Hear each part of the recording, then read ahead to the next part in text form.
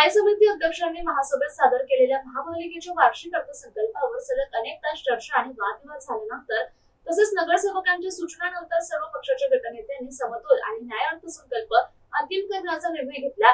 त्यानुसार महापौर समीर राजूरकर यांनी स्थायी समिती अध्यक्षांनी सादर केलेल्या अर्थसंकल्पात दुरुस्ती आणि सुधारणा करून त्यास अंतिम मंजुरी दिली। येत्या काही दिवसात महापौर समीर राजूरकर अंतिम अर्थसंकल्पाची आकडेवारी पुस्तक स्वरूपात प्रसिद्ध करणार आहेत।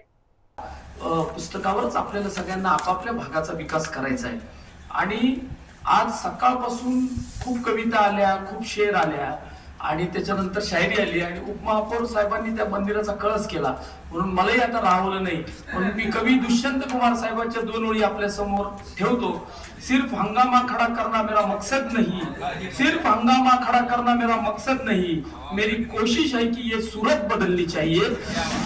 स्थायी समितीकडे सादर केलेले अंदाजपत्रक हे महाराष्ट्र महानगरपालिका अधिनियम कलम 99 आवश्यक असलेल्या गोष्टीच्या अधीन राहून अर्थसंकल्पीय अंदाज आवश्यकतेनुसार बदल आणि दुरुस्ती कलम 100 करून स्वीकृत करण्यात येते। आज सकाळी अर्थसंकल्प विषयावर तहकूब करण्यात आलेली महासभेची बैठक सकाळी 11 वाजता सुरू झाली। यावेळी भाजप, शिंदे, शिवसेना तसंच वंचित बहुजन आघाडीच्या नगरसेवकांनी स्थायी समिती अध्यक्ष अनिल मकरिये यांनी सादर केलेल्या विविध विकास कामांसाठीच्या तरतुदींचं कौतुक केलं।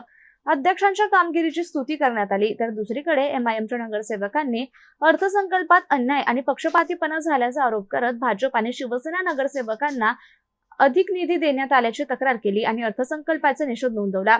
आजच्या महासभेत दोन्ही बाजूंनी फारच कमी नगरसेवकांनी अर्थसंकल्पाचं सखोल अध्ययन करून तयारी केल्याचं दिसून आलं।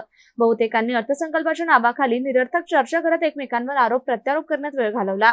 विशेषतः एमआयएमचे विरोधी पक्ष नेते सामीर साजिद आणि उसामा अब्दुल कादिर यांनीच अर्थसंकल्पावर प्रभावी मांडणी केली। त्यांनी आरोग्य, शिक्षण तसेच गुजरातमधील एका कंपनीला कोट्यवधी रुपयांचा कचरा व्यवस्थापन करार देण्याबाबत मुद्दे उपस्थित केले। त्यांच्या मांडणीचे केवळ विरोधकांनीच नव्हे तर भाजप आणि शिवसेना नगरसेवकांनीही कौतुक केलं। एमआयएमच्या तर्फे तरन्नुम अकील, सिमैया निसार खान, अल्मास खानम, अमजद खान, नरगिस सलीम सहारा यांच्यासह महिला नगरसेविका तसेच वाजिद जहागीरदार, मीर वाजिद अली, अजहर पठाण, मोहम्मद वसीम काकडे आदींनी आपल्या प्रभागातील प्रश्न आणि आवश्यक निधींबाबत मांडणी केली। मात्र बहुतांश नगरसेवकांनी स्थायी समिती अध्यक्षांवर अन्यायकारक आणि पक्षपाती अर्थसंकल्पाचा आरोप करण्यावर भर दिला।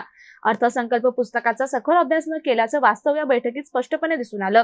शेवटी सर्व गटनेत्यांनी एकमतानं महापौर समीर राजूरकर यांना संतुलित आणि न्याय अर्थसंकल्प अंतिम करण्याची शिफारस केली। त्यानुसार महापौरांनी स्थायी समितीने सादर केलेला अर्थसंकल्प दुरुस्तीसह मंजूर करण्याचा निर्णय जाहीर केला।